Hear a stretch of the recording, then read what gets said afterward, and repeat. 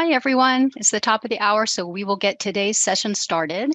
Thanks so much for coming to Service Learning Projects and Misinformation for Diverse Audiences.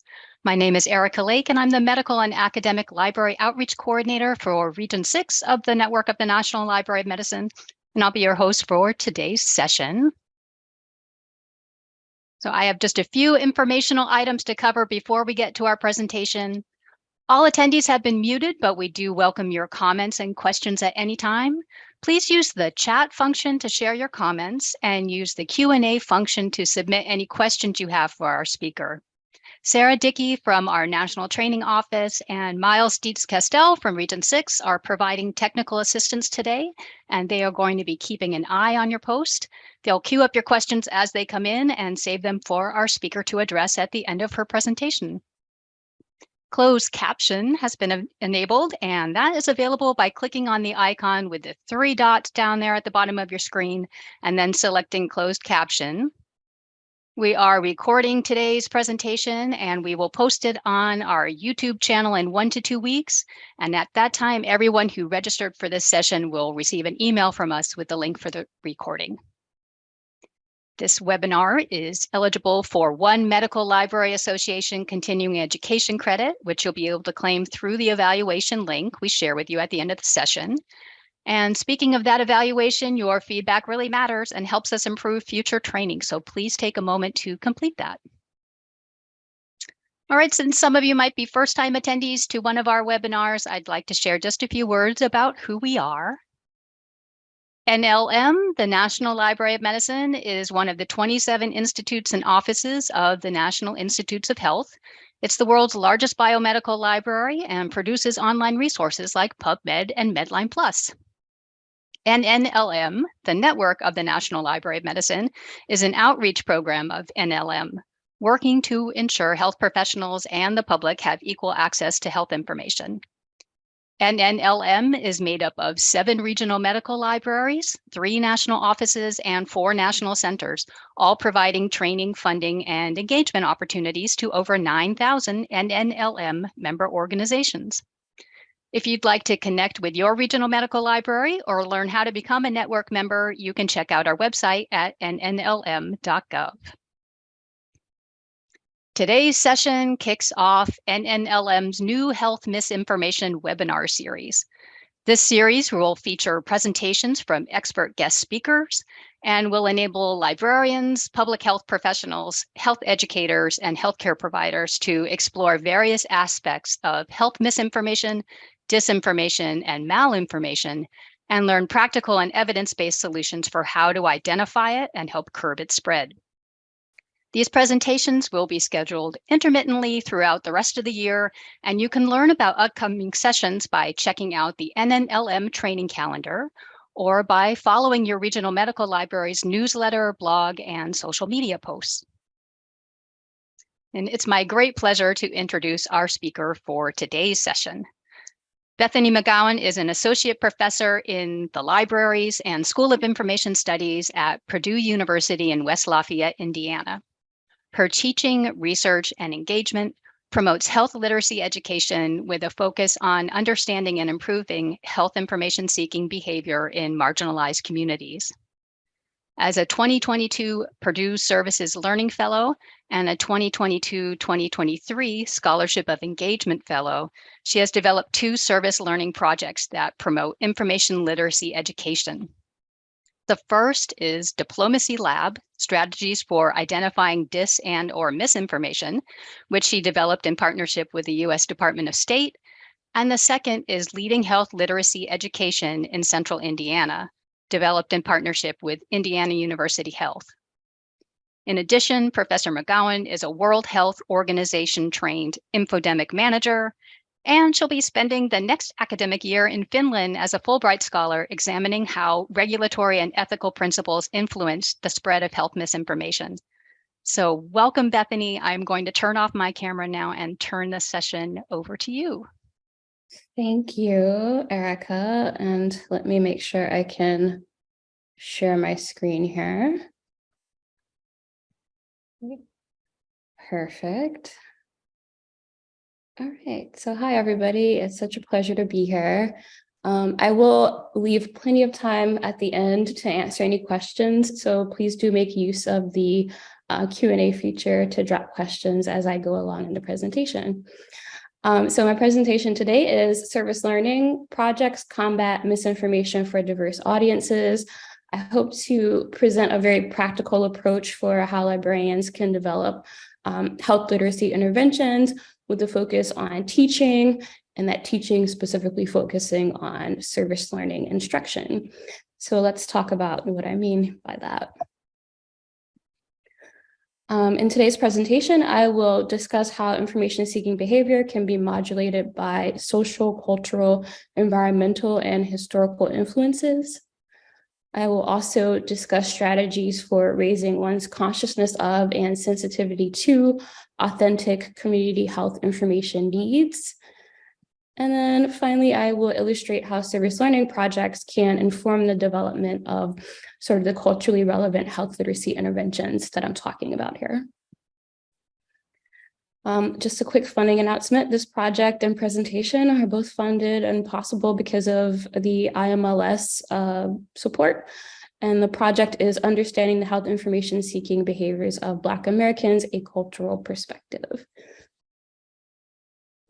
All right, so I think we should start with the introduction to infodemic management, because that's sort of the framework for which this whole project and my research is sort of framed and structured around. The World Health Organization, the WHO, I might call them, defines an infodemic as a flood of information that spreads alongside an epidemic or a public health crisis. It's important to note that some of the information is accurate, good information, but some of it is considered mis or disinformation. So infodemic management efforts should include the support, development, and application of solutions that provide the knowledge and tools that individuals and communities need to promote accurate information, which are upstream interventions, but also try to minimize and mitigate the harm of misinformation and disinformation, which are downstream interventions. So if you are familiar with library science and information studies, a lot of this looks like some of the principles that we tie to information literacy. The WHO Public Health Research Agenda for Managing Infodemic prioritizes research action. And again, that agenda is how I have aligned my research. It's considered a global movement to promote access to health information and to mitigate harm from health misinformation in both online and offline communities. So we're really looking at people holistically, looking at their online behavior and also looking at their offline behavior and trying to understand how the two influence each other. In their concept analysis of health information seeking behavior, authors Margaret Zimmerman and George Shaw Jr. talk about how people are often unsure of how to act on the health information that they have acquired, whether that's accurate information or mis or disinformation, especially when the information is from an online source. So infodemic management efforts are especially important in vulnerable, minoritized, and marginalized communities because they often suffer disproportionately from epidemic diseases.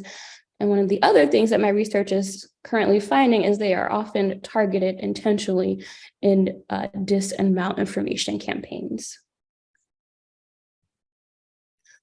Librarians, I'm preaching to the choir here, probably, play an important role in the infodemic management response. A lot of us have been doing this work for years now, and in the creation of upstream and downstream community-focused interventions that support information-seeking behavior.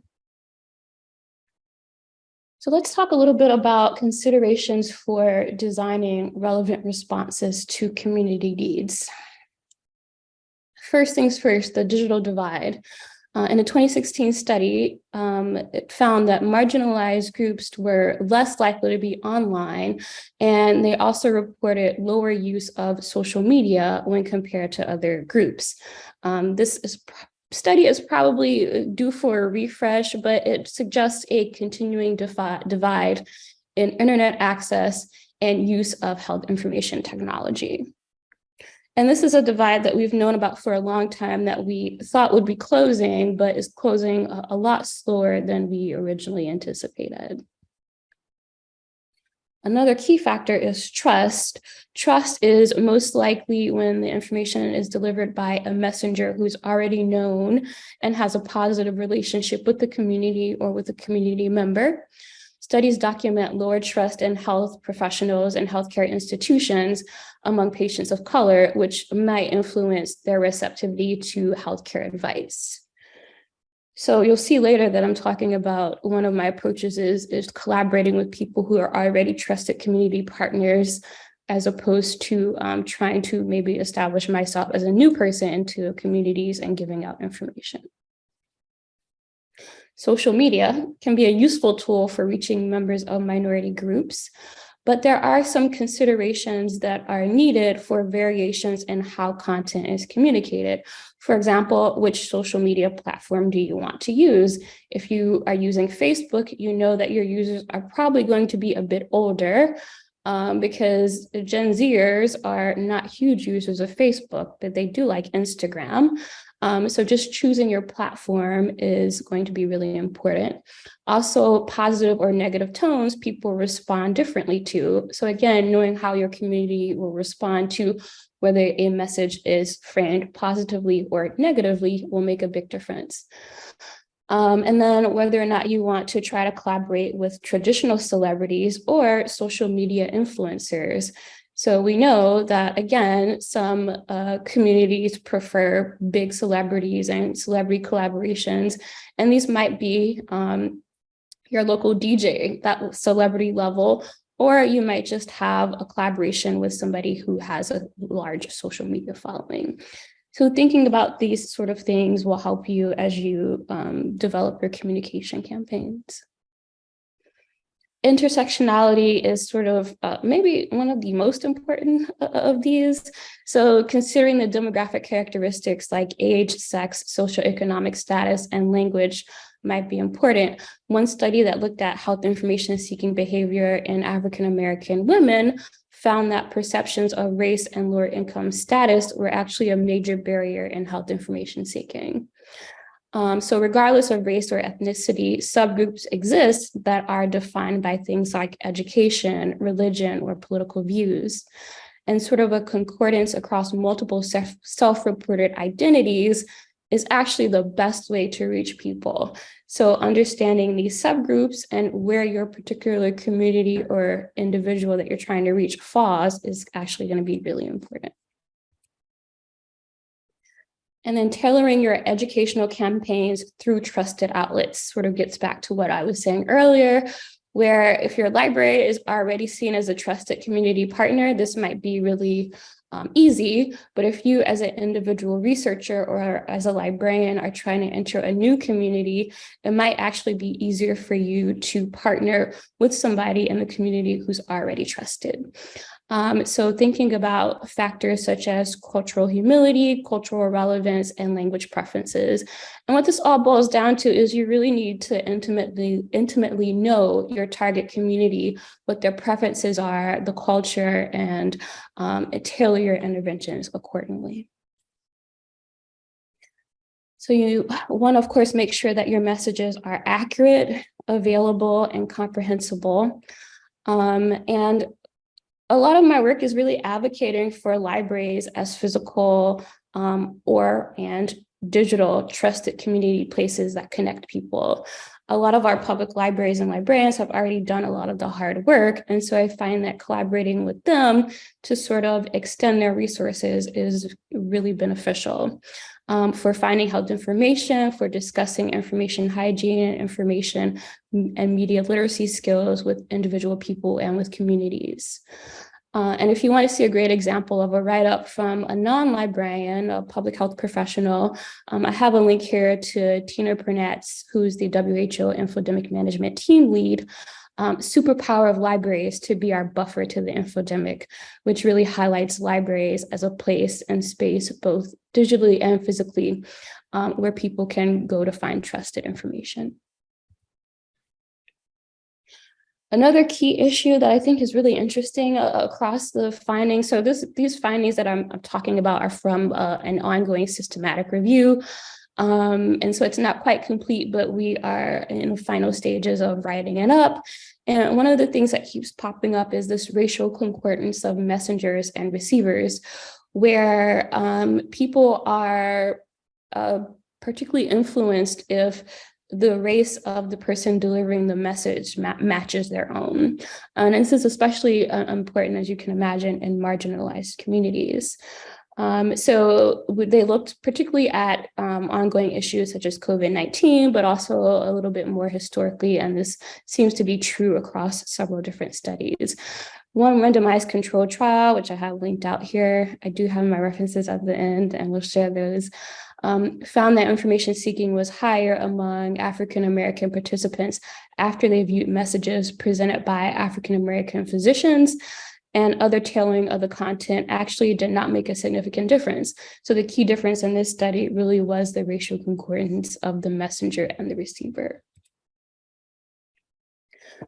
Racial differences persist in health information seeking, confidence in information, and trust of information sources. Findings from a pooled cross-sectional survey between 2007 and 2017 that assessed racial disparities in health information seeking behavior found that the availability of health information via the internet may have actually increased Black respondents' confidence in accessing health information, which is a good thing.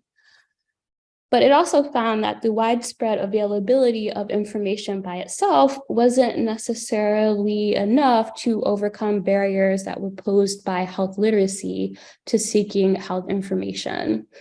So that aforementioned study found persistent lower rates of health information seeking and confidence in assessing health information for Black respondents relative to white respondents.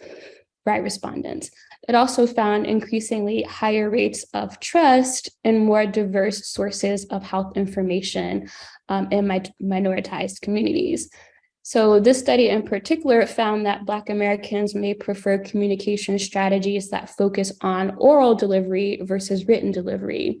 So a preference for things that were on the radio or things that were on TV or YouTube videos, as opposed to reading, journal articles or even snippets from science magazines. So, now that you know all of these things that you should be thinking about when you're developing health interventions or health literacy interventions, what does it look like in practice? It seems like a lot to sort of take in and a lot to think about. So I want to pose two examples of how I have actually practiced this over the past year and a half. Service learning has been, I think, a great solution to some of the problems that are posed by some of the information literacy challenges that we are currently seeing. So what is service learning? Service learning is an educational approach that combines learning objectives with community service in order to provide a pragmatic, progressive learning experience while meeting societal needs. So for me, this has looked like teaching credit-bearing courses that also engage a community partner. At Purdue, I design and lead service learning courses that center around trust building and establishing sustainable information literacy interventions that can be tailored for use by a diverse range of communities. So while my research is centered around understanding the information-seeking behavior of Black Americans, I also like to tailor interventions that could be broadly used and adjusted to fit other community needs.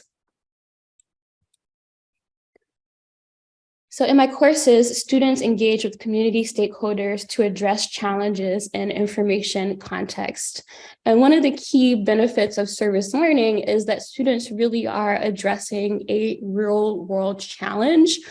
So they're working with a community partner to actually solve a problem, and their solutions are implemented, and then the students have sort of the incentive to be a little bit maybe more engaged, because they can actually see that here's a problem and that the solution that I develop will actually be something that is going to be very useful. So for my courses, they broadly have the same course outcomes, which are to raise students' consciousness of and sensitivity to authentic community information needs by establishing mutually beneficial partnerships between community stakeholders and students. And then second, to provide local, historically marginalized and underempowered communities with a low overhead entry point into academic partnerships. So the first case example is Diplomacy Lab, Strategies for Identifying Dis and Misinformation. And this is a project that was sort of introduced a little bit earlier. It was a partnership with the US Department of State. And Diplomacy Lab projects are sort of broad. What happens is your university can partner with the State Department. Every semester, the State Department releases about 200 projects that they are hoping to collaborate with universities on. As a faculty member, you can put in a bid for a project, and if the State Department likes the solution that you're proposing, they will accept the bid, and you can spend 1 or 2 semesters working with diplomats to come up with a solution to the problem that's posed. So Purdue is a Diplomacy Lab partner, and the project that I bid on was something that was, near and dear to my heart: strategies for identifying dis and misinformation. So the one caveat here is this is not a house necessarily focused course, but I will tie it in to the health course that I taught in the second case example. So Diplomacy Lab projects are really nice because they're student-led under the guidance of faculty experts. And then every couple of weeks, the diplomats at the State Department check in to provide feedback for the students. And Diplomacy Lab projects enable the US Department of State to what they call course source research and innovation related to foreign policy by harnessing the efforts of students and faculty at universities nationwide. So one of the things that I found when conducting my research for my systematic review, or gathering that evidence, is one of the solutions that was outside of education was policy. People really pointing to a greater need of policy, particularly around support for information literacy education. And I thought that's really cool. You see that happening in states like New Jersey. And a country that's done that really well is actually Finland. So Diplomacy Lab has actually sort of motivated me to get a little bit more involved in policy, on top of the educational efforts that I currently have going on, and to take a closer look at that. And so that's what this project is describing. So the strategies for identifying mis and disinformation project challenge students to develop tools and processes that diplomats in the Department of State's Operations Center, called OPS. These diplomats are called watch officers. They're specially trained to be able to quickly identify mis and disinformation. And then, so they were looking for a process for more accurately and quickly identifying mis and disinformation campaigns, specifically on open social media. OPS is state's crisis management hub, and they collect and disseminate information about breaking events and facilitate a whole of government response to crises that they then report to the Secretary of State. So these watch officers are responsible for sort of trolling open social media news outlets and identifying information that's newsworthy enough to be reported up. But of course, they don't want to report up mis and disinformation. So a huge part of their job is also identifying what is accurate and what isn't. In spring 2022 and fall 2022, students in 400-level libraries and honors courses built a social listening dashboard. So our output was twofold. The first one was a social listening dashboard that sort of automated processes for identifying mis and disinformation. And then they also wrote a policy report and a checklist that helped improve the speed and reliability for which US diplomats identify mis and disinformation on social media. I meant to link the Diplomacy Lab tools because they are open source and open access, and I'll drop that in the chat at some point before the end of the presentation so you can see that.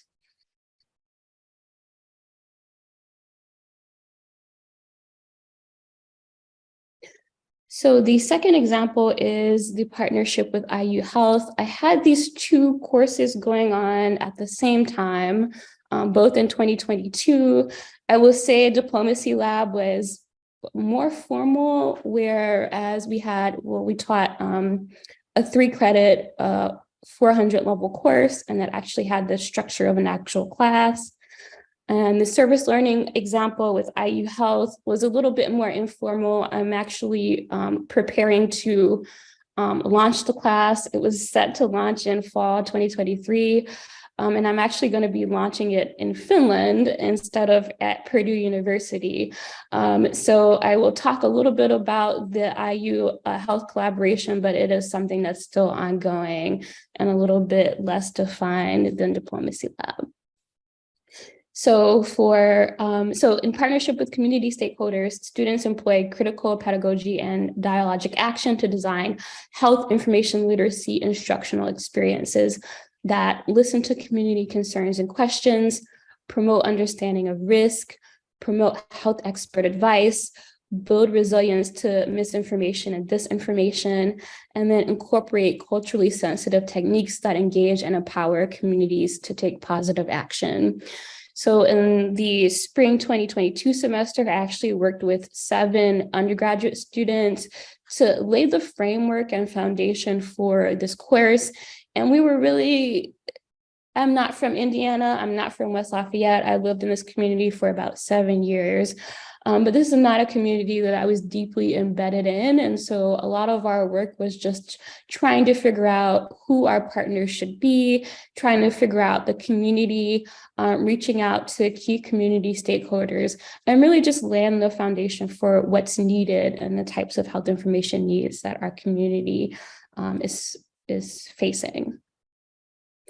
So we established a framework for instruction with large, well-resourced partners. So both of these, the Diplomacy Lab project and the IU Health collaboration, saw us starting our collaboration with partners that were well-resourced. And this is really important, particularly for a Diplomacy Lab, where the tool that we developed really needed a lot of data that the State Department was able to sort of point us to. And it just really helped to have the structure framed by a well-resourced partner. But then we do intend to, as our second state, partner with smaller grassroots organizations to sort of extend our work. So we want this to be a sort of whole of community experience where we're not just partnering with really large corporations, but we're also bringing in sort of our local groups. And so we're looking at our local food pantry, some of our smaller health clinics, and really trying to consider how they might benefit from our collaborations. One of the key things is to include all community partners and key stakeholders at the beginning of the project design stage. So it's just really helpful to have your community partner at the table, both small organizations and large organizations, to talk together about what's needed. So I found that when we were talking to IU Health, they had a big, broad sense for what's needed. And then we talked to some of our smaller community stakeholders, and they could tell us more specifically at the ground level, so to speak, what was needed as well. And we could sort of tailor our approach to adjust for what the information that we're getting from both organizations. Again, we specifically sought out grassroots organizations who were already trusted and embedded in the community, like our local food shelter, our family services providers, and health services providers. And then the key for me, how I was really able to do this, was working closely with the Office of Engagement. because I didn't necessarily know who's leading the local food shelter, who's leading the local family services group. But Purdue's Office of Engagement has worked with those people before and were able to direct me to exactly who I needed to talk to and to also introduce me to people, which really helped sort of make connections that I otherwise wouldn't have been able to make. As mentioned in the introduction in my bio, I was a service learning fellow in spring 2022, and that provided about $5,000 in funding.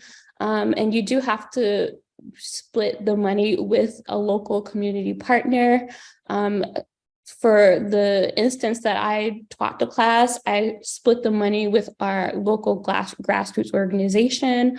But then that money did also fund a TA for my classroom, which is really helpful and let me extend my work a little bit further than I would have been able to do if I was working alone.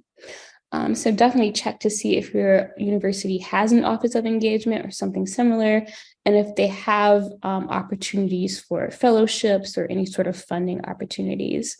The other thing that I didn't put in the slide here is they also have opportunities for students.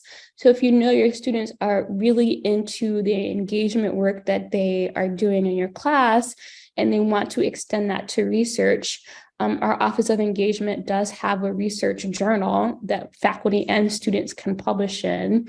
And then they also have an annual conference that faculty can, faculty and students can present posters and presentations at.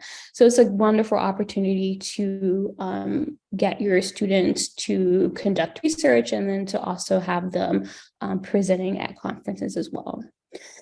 And probably the key thing that you need when you are working with community partners is a lot of flexibility. You have to be prepared for change. It's a little bit challenging here at Purdue. I'm a tenured track. I'm tenured. I'm a tenured librarian.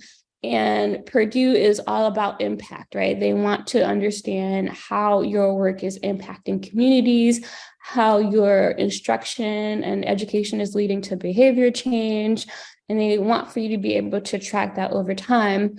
And that can actually be really challenging when you are working with communities where people might just come to one workshop and then you never see them again. So the kind of mid to long-term assessments that I need to add to my tenure document, I found to be a little bit challenging, and working with the Office of Engagement helped that.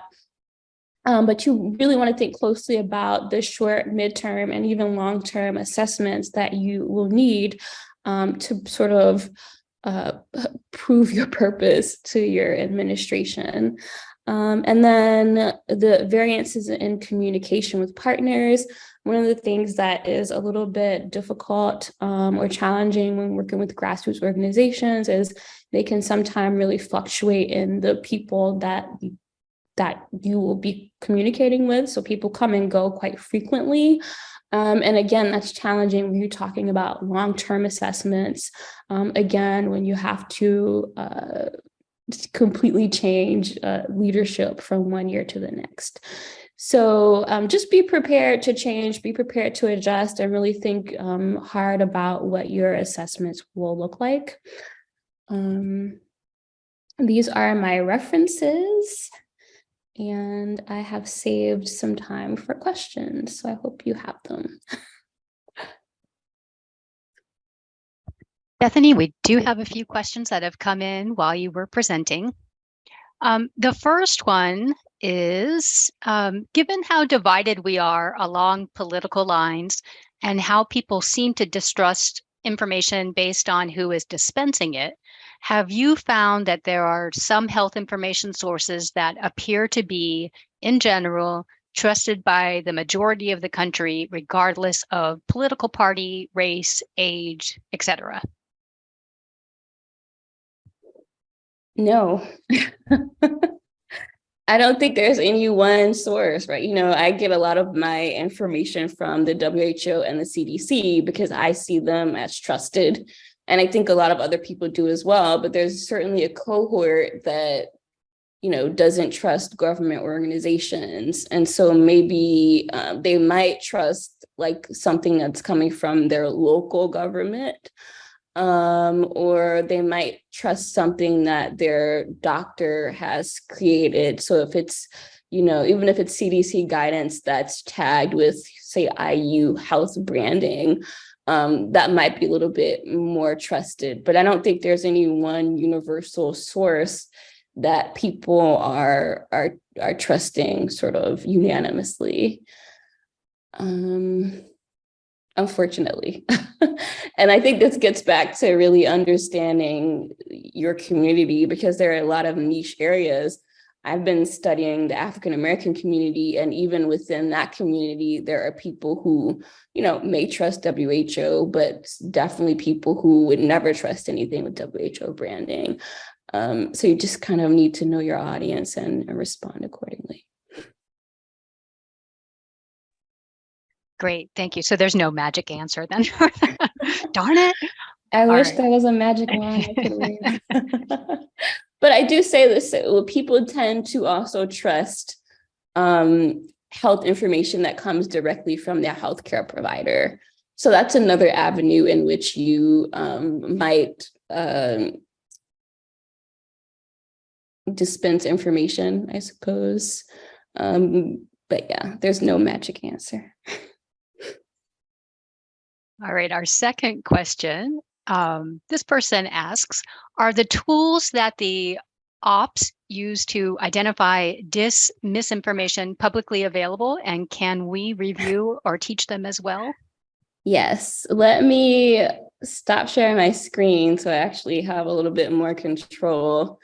I will go to the Diplomacy Lab tools that we created and drop that link in the chat.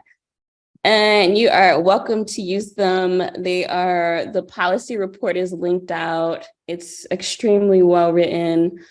I'm always so impressed with the undergrad student. These are undergraduates that developed the bulk of these tools.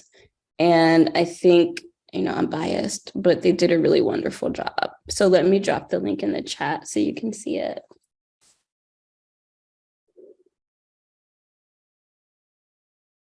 And there's also a link out to the GitHub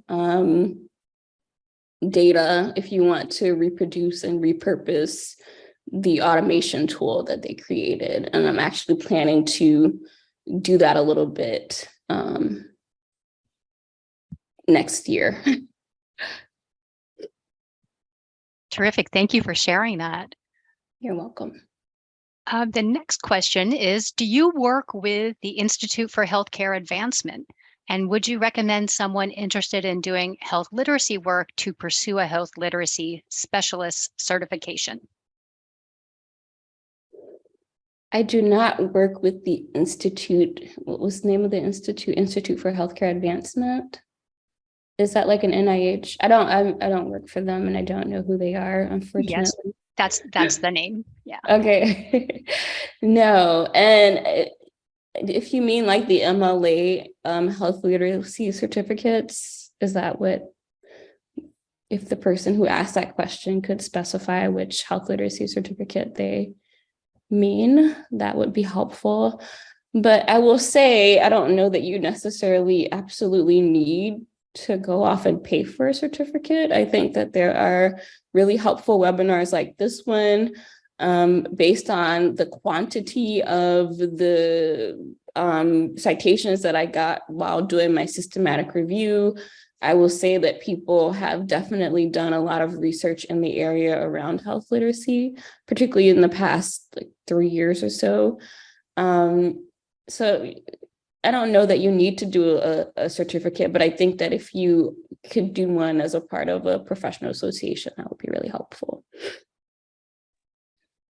We did have the person who posted that question follow up and say that, no, it's a separate organization, and that she thinks there are lots of health literacy organizations out there, and trying to figure out which ones connect with one another can be challenging. There are, and some of them are more public health focused than information studies or library science focused.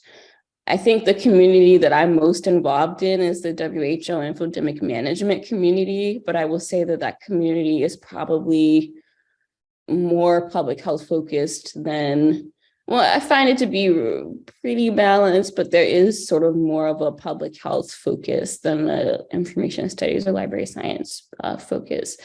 But I would still highly recommend signing up for the newsletter that they get. And I think there's a listserv as well that, it's really helpful for me to actually hear the public health perspective because I'm on so many library listservs. I think it provides a nice balance, but I can't offer any other advice for which information literacy group you should join because I'm only a part of that one.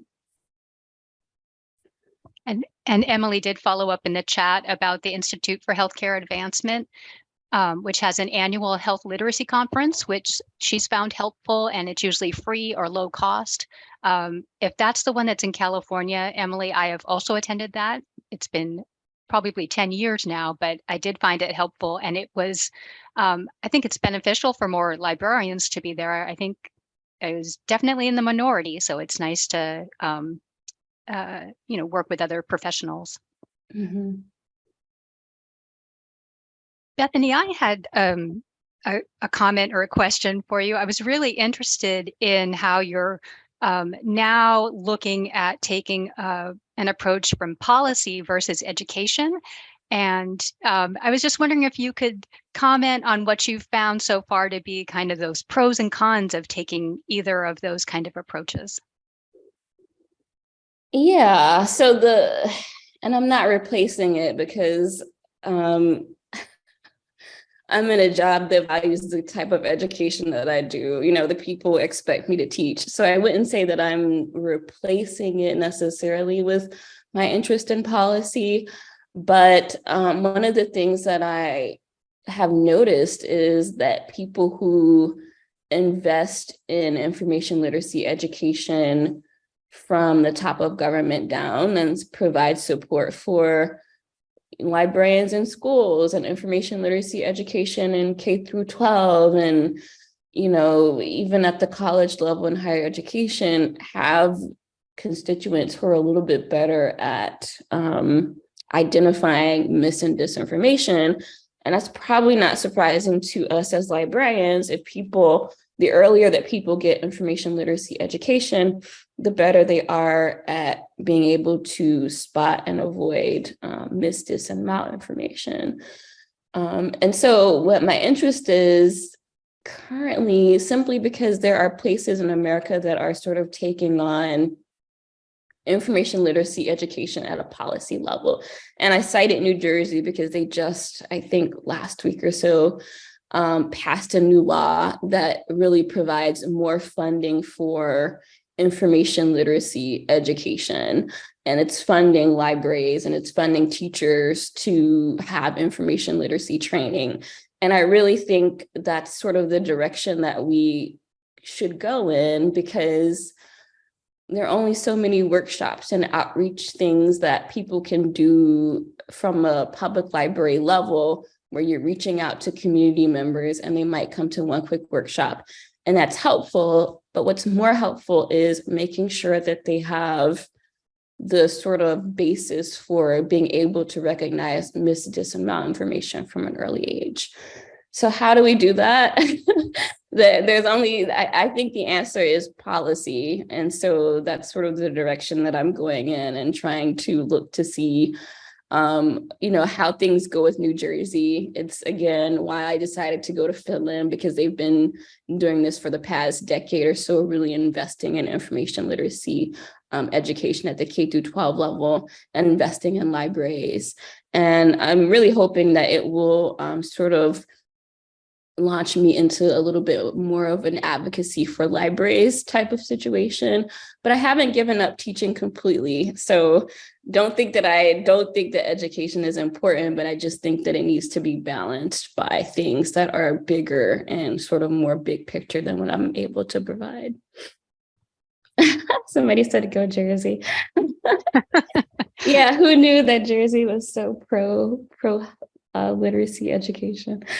And I think California might actually be doing something very similar, though I don't think their law has actually passed, but wasn't super surprised to see California, but was a little bit surprised to see Jersey. So. Yeah, thank you for sharing that link in the chat. That's great. Yes, thank you, Michelle. We do have one other question that came in. Have you studied the history of healthcare information distribution? And has there always been disinformation or suspicion of information? It seems like it's much worse now than before. I don't know that it's much worse. I mean, there've always been like snake oil salesmen, right? Like that's probably like an old school OG type of health misinformation, right? Like people have always been susceptible to health misleading information. That's not a new thing. But I think what is new is our ability to track it on a broader scale via the internet. So it's probably a little bit more obvious than it's ever been. And I think that's the thing that's changed. And it's also made the distribution of health misinformation really easy. So I don't know that it's bigger than it used to be, but we're certainly able to track what it's doing and how it's spreading easier than we used to be able to. And I have not necessarily studied the history, except to know that it's not a new thing and it's something that we've been combating for a really long time.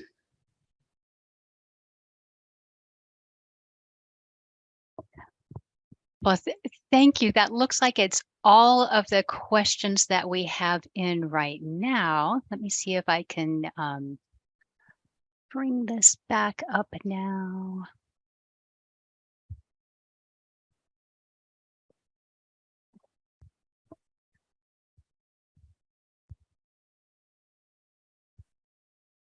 There we go. All right.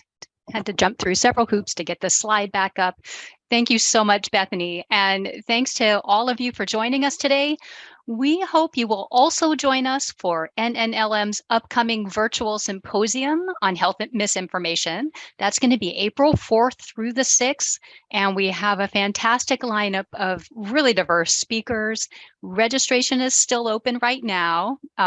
The link for registration is down there on the bottom of the screen. I know it's fairly long. I'll try to pop that into the chat in a minute. And here's that evaluation link for today's session.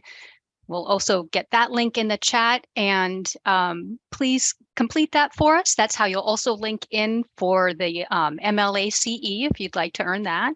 And again, thanks to everyone for coming today. And thank you so much, Bethany, for the presentation. Thank you. Thanks everybody for showing up.